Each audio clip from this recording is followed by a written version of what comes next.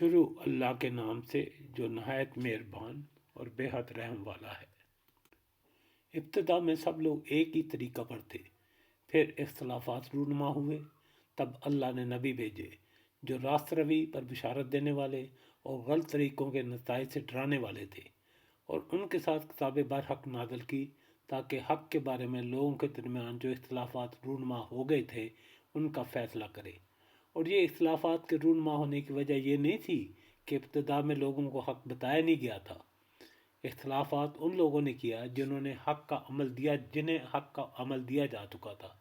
انہوں نے روشن ہدایات پا لینے کے بعد محض اس کے لیے حق کو چھوڑ کر مختلف طریقے نکال لیے کہ وہ آپس میں زیادتی کرنا چاہتے تھے۔ پر جو لوگ انبیاء پر ایمان لے آئے انہیں اللہ نے اپنے اذن سے ان کا حق کا راستہ دکھا دیا، اور جن لوگوں نے اختلاف کیا تھا اللہ جسے چاہتا ہے راہ راست دکھا دیتا ہے۔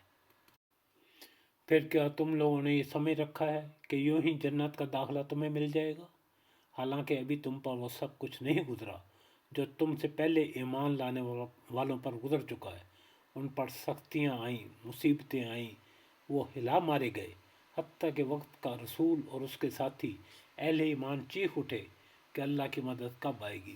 اس وقت انہیں تسلی دی گئی کہ ہاں اللہ کی مدد قریب ہے۔